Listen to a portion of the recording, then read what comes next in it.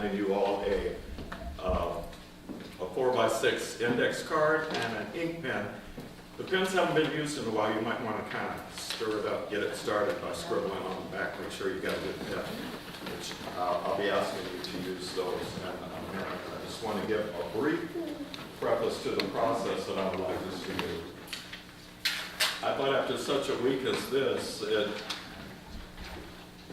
would be good to get involved in some way so that you're not just here experiencing Reverend Carlos giving another inspiring or uplifting talk.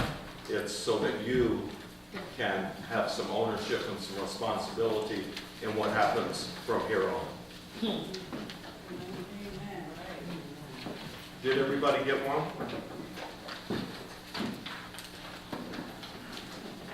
Okay, as a brief preface to the experience, I want to say that those of you who have heard me speak for some time now, I have done some speaking on the Jewish prayer formula, the Hebrew prayer formula. When the Jews go into prayer, they begin a certain way. It's like the way they kickstart the power of the prayer. It's called the prayer formula. And the Jewish prayer formula, or the Hebrew prayer formula, is Baruch Atah Adonai Eloheinu Melech HaOlam. Baruch Atah Adonai Eloheinu Melech HaOlam. And the interpretation that I have been given for this is, Blessed art thou, O Lord our God, the Eternal One, King of the universe, ruler of all that is, whose presence is in all of creation. Blessed art thou, O Lord our God, the Eternal One, King of the universe, whose presence is in all of creation. And the rabbi who was beginning to teach me some years ago to give me an experience of Judaism, he said that this prayer formula is so important. It's the preface to nearly every prayer that the Jews do, because they want to be reminded before they go on and bless their bread or their wine or their food or their house or their children. They want to start at the starting place, and that the starting place is giving gratitude to God and recognizing who God is and where God is. It's pretty much a whole 5 unity principles thing wrapped up into this one prayer formula. Once more, Baruch Atah Adonai Eloheinu Melech HaOlam. Blessed art thou, O Lord our God, the Eternal One, ruler of all the universe, whose presence is in all of creation. And the rabbi that was teaching me many years ago said that the deal is in the teaching, if you tell the people that God is in all creation, the people will readily say, judging by the appearances of things, God is not in all of creation. It can't be. And so the rabbi says, God is either blatantly in your face or God is hiding, and your job is to seek to find God. And so it's a practice of looking for God and a practice of finding God. So it's easy to look for God in little babies, in toddlers, in flowers, in 2 people hugging and holding hands, in everyone in a unity church saying, let there be peace on, yes, there's peace on earth, yes, it begins with me. When you look to find God in some of those places, it's easy. That's blatant and in your face. So the rabbi's instructions to me and the other students was, your job is to look for God and find God when it is most difficult, in places where it is most difficult to automatically find God or see God. It's not blatant in your face. So I was taught to start seeing God in my family members and in my loved ones. And I was told, watch, that's your assignment this week, and you'll see how easy it is to fulfill this assignment. I came back that week, I said, it was automatic. It was automatic that I see God in the faces of my children and in the faces of my loved ones and the faces of the pets that are around and the faces of beautiful things, beautiful art and flowers. He said, okay, this week I want you to start practicing looking for God, finding God, and seeing God. You did it last week in people you love who also love you. I want you to look for God this coming week in people who don't like you. Like Carlos, are there people that you're aware of who you're not their cup of tea? And I went, oh yeah, there's quite a few of those. I'm not their cup of tea. So your assignment this week is, it's like going to school. You want to stretch the scale of difficulty. Once you learn how to do addition, you want to go to subtraction and multiplication. So learning to see God in people who adore you, that's a cinch. But you don't get any perks for that. You will begin to get some perks this week when you look at people, observe people who you're not their cup of tea. They just could care less if you lived or died. I mean, you don't matter. And so start looking for God in them. And so that was my job all week, to look in God. I actually, on purpose, surrounded myself and went to places where I've not been well received. I mean, people don't hate me, but they just don't like me. And so I went through that experience and I got, wow, it is more difficult to keep looking for and seeing God in people who are not about doing that with me. They're not looking to see God in me. They see me as somebody who's misguided or whatever. Some dude that's not their cup of tea. So all week long, I put myself into positions where I could practice, seeing the fullness of God in these people who did not see it in me. And I went on to actually download got on my TV guide, and I circled some movies that are not my kind of movies. They're like violence movies or movies of inequity. And I watched those to see if I could see God and find God. If it's true that God is in all creation, if this principle is true, that God is absolute good everywhere present, then I must be able to find God if I go looking in those movies and programs that I stay away from because I don't think they're positive. I don't think God's in those movies and in people. So when I got back to the rabbi after a week of that, he said, a little more difficult than last week, wasn't it? And I went, yes, it was. And he said, but was it doable? And I went, yes, it was. It took some effort for me to get out of my own reactive mind. What it showed me is how much I live in reacting to what is out there. If what is out there likes me, I like it. If he or she like me, I like them. But it's a little more difficult to look for me to find God, seek God, find God, see God in people who I'm not their cup of tea. He said, okay, your assignment for this coming week. Are there any people who, beyond you not being their cup of tea, do you know any people, whether they are people you can get to physically or any people anywhere, individuals or collectives, who actually hate you? I said, oh yeah, there's definitely some individuals who hate me, and I'm sure there's some groups of people who hate me. The way they show their hatred for me is not, to get in my face with it, but they are actively denying my right to be a human being, welcome at the welcome table with everybody else. They judge against me, and I've got a group of people out there who are looking forward to the day that I die and go to hell. I know they're out there. They're not pointing me out, they're just operating in their own belief systems. They say that Carlos has missed the mark, he needs to go to hell. And some of them are just, I hate that guy. I hate him because he is confusing to the rest of the family. I hate him because he will not change his wicked ways. He will not give up this unity crap and get on back home to fundamental religion. And so practice this week with them. And I started thinking of those people. And I started thinking of a couple of places that I could go where I could find a couple of those people. I went to a Baptist church in City 2 towns away from me because I had once been invited to speak there, and we had a glorious time. And then after my speaking there, someone came and whispered in the pastor's ear, "Did you not know that he used to be in a relationship with a guy, and that guy died of AIDS?" And that was the end of me speaking there. And there was a whole thing that was said about me, and I was being spoken of as though I was 666, as though I were the devil who came back. And part of the distaste was that before they had that information, they loved me. So they felt set up.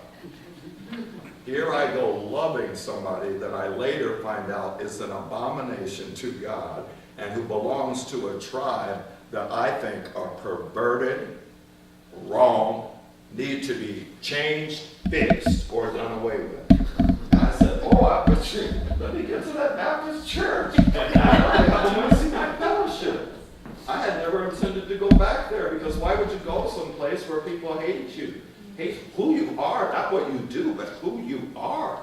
And I showed up at their Tuesday night fellowship, and they were shocked. And the way they looked at me was like, "Oh my God, like get out of here." And I just waved at everybody and smiled and said, "God bless you," and gave the peace sign because I'm there on an assignment from my rabbi, which is go find God where God is really hiding. Where you really have to squint and look. Where you have to get on your hands and knees and look under the couches and the rugs to find God. Go there. Well, I did that.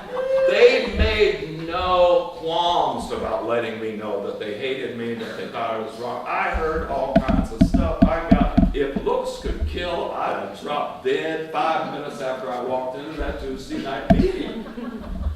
But I was there on an assignment. And let me tell you, there were times where I actually lost my fearlessness. There were times where I could feel fear come over me. Some of those brothers were big.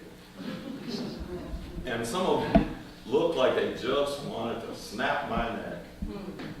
And I'm on an assignment. It doesn't matter what they're doing or what they're looking for. I've got to look for God. And I did. I toughed it out. Sometimes my heart was beating. A couple times my legs were kind of shaking. I wondered if my car was going to still be outside when I went out there. And I fulfilled the assignment. I got back to the rabbi and he said, "How much harder was that than dealing with people who you just ate their cup of tea?" I said, "A lot harder." Was it doable? I said, it was doable. It took all of my effort. It took all of my strength and all of my concentration just to keep outpouring the love and to keep looking for God and then seeing God. And he said, that's what Baruch atah Adonai Eloheinu melech haolam. That's the function of it. You have that prayer several times a day to remind you that God is all-powerful, that God is the ruler of the universe, that God is present everywhere in all things and in all people. Now, I don't know what me showing up to that Tuesday night meeting did for those people. I have a guess. I think it fortified their hatred. I think they thought that I came in there just to ruin their Tuesday night time because after all, they knew that the word had gotten back to me, what they think about me. They knew that I wasn't ever going to be made welcome with an invitation. So it was kind of like I just pulled a B&E and just busted up in their space. Knowing they didn't want me there. Have you ever done that?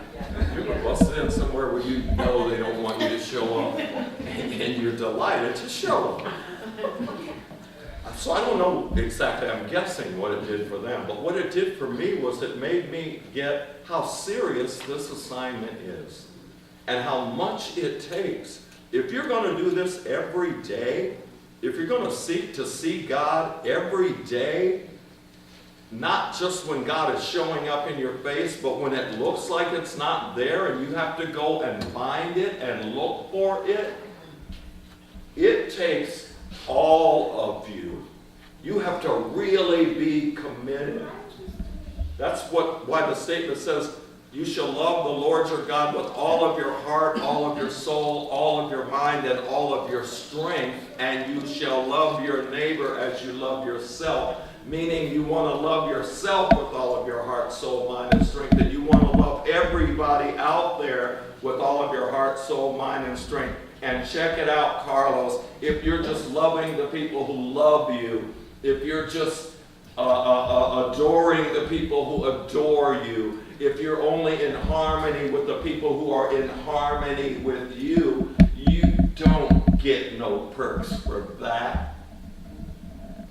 Anybody can do that. But if you call yourself a child of God and someone who works for God, you got to go beyond just loving who loves you and being comfortable with who is comfortable with you. You have to go into the outlands. You have to begin with the people who you just disagree with. They don't think the same way as you. And see God in them. Then go to the people who you're not their cup of tea. Then go to people who just don't like you, period. And then go to people who actually hate you. Who actually wish you dead. And then you got to go to people in your past. I had to go to the perpetrators. I had to find those people in my mind and heart who molested me when I was a kid. I had to go find every racist encounter I've ever had, every homophobic encounter I've ever. I had to go looking for people in my mind because the rabbi said every person is in your mind. They're all in your mind, whether they're living or dead. Whether you haven't seen them in 30 years or whether it's the person you're going home to, they're all in your mind. You must practice seeing God in every one of them in order to finally be able to see God fully in yourself. And so, the news this week, a number of things. More black men killed by policemen. Somebody who thinks it'll be a fun idea to go and pour gasoline on homeless people sleeping in the streets and set fire to them. North Korea poised in a threat of possible war. And someone reacting to more black men being killed by police by choosing to kill police. I'm watching all this and I'm going, we have been told, Jesus is my guy. He's my rabbi. He's my guru. He's who talks to me in my ear. I know his voice. So I'm at one point on Wednesday, or one point on Thursday or Friday, I'm going, what am I going to have to say to the people in Boston this week? The last time I was there, I said, are these the last and evil days? Sure does seem like it. I was talking about stuff like that, thinking maybe we would have a reprieve on stuff this week. And here, it's an overload of stuff this week. I don't want to just walk in there and go, you can turn what upsets you into what excites you. Do you know you mustn't judge by the experiences of things seen? You must judge a righteous judgment. What is a righteous judgment? I saw myself in a dream do that, and I went, no. I want you to give the people an opportunity, the individual people there an opportunity to contact God in you and see what God in you has to say to you. God in Carlos has already said what I've already said, and now I'm interested in finding out what God says to you. I didn't until very late send Bob Lash something to put on the web, and it was basically a question, and the question was this.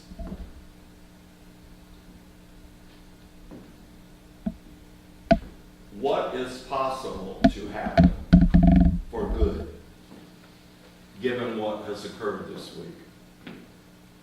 If we think of God as a field of infinite possibility, God is a field of creativity for the creation of anything.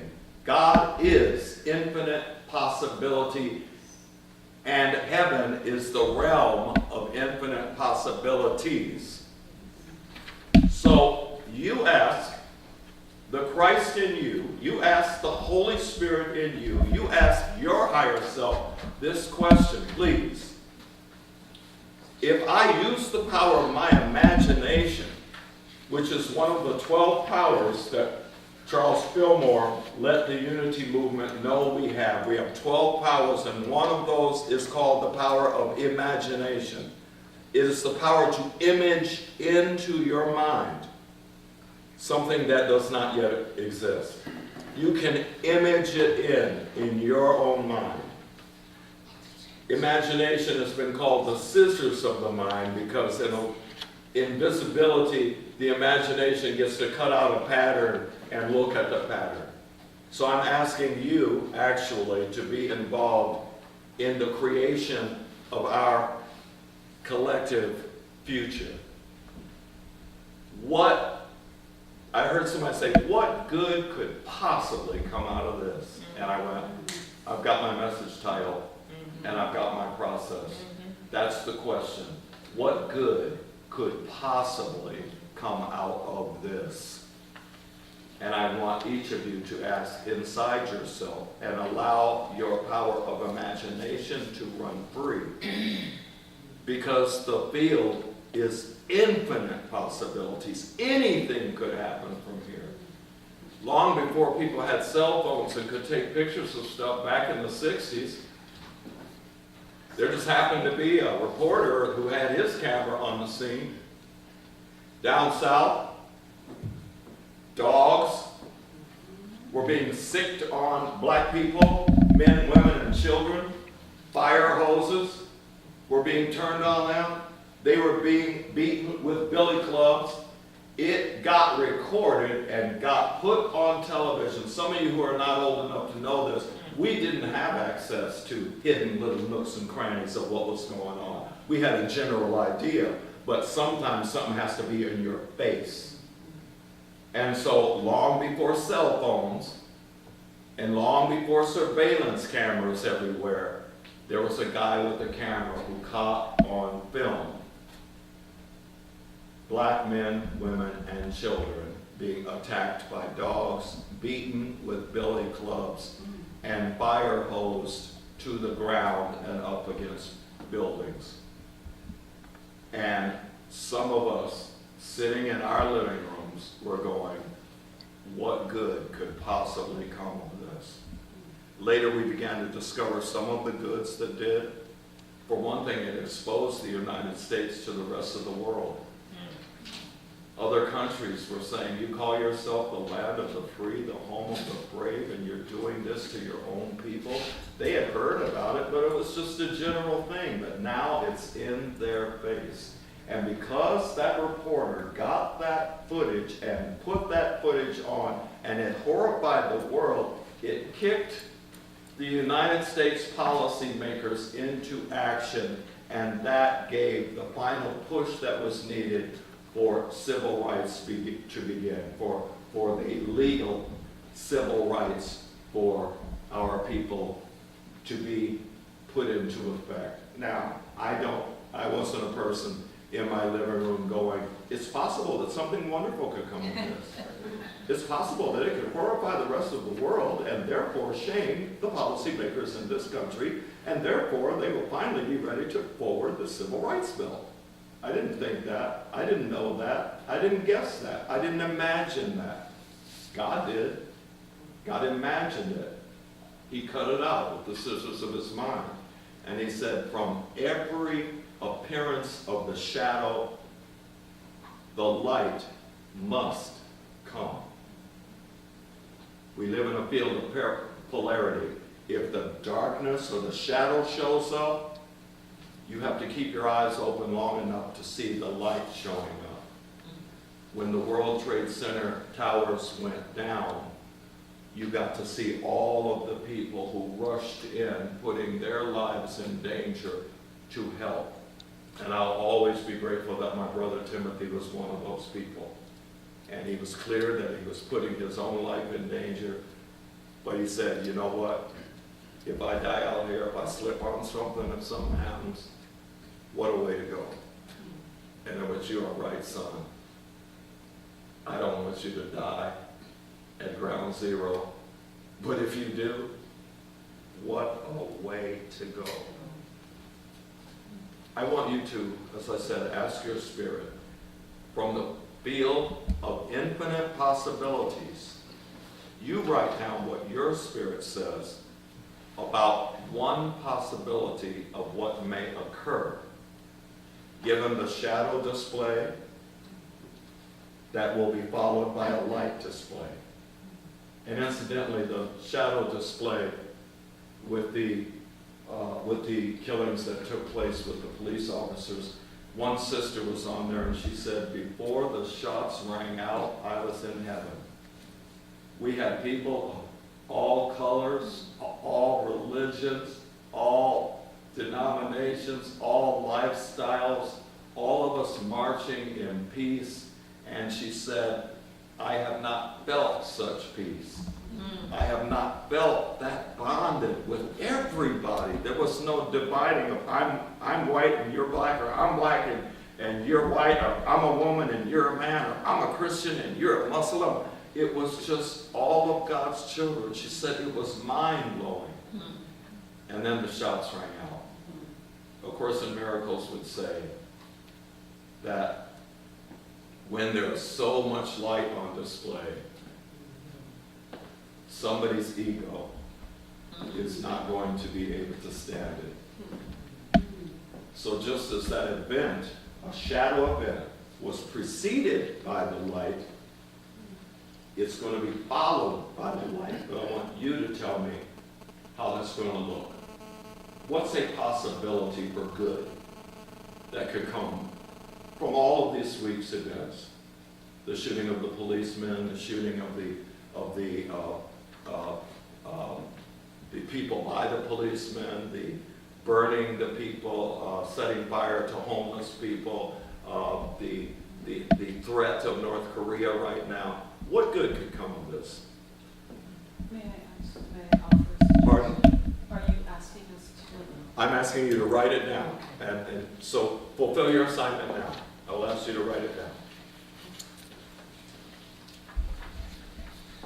Whatever comes to you, from the highest self in you.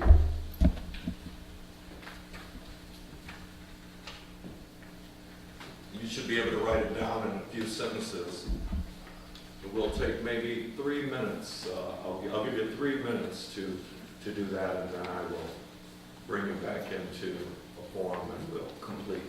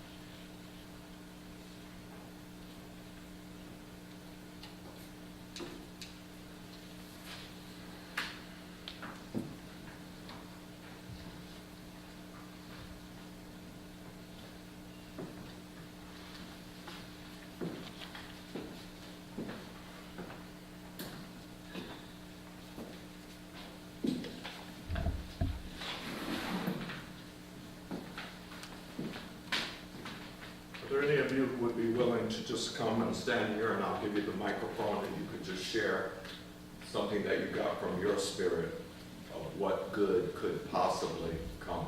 Could possibly come. Pardon?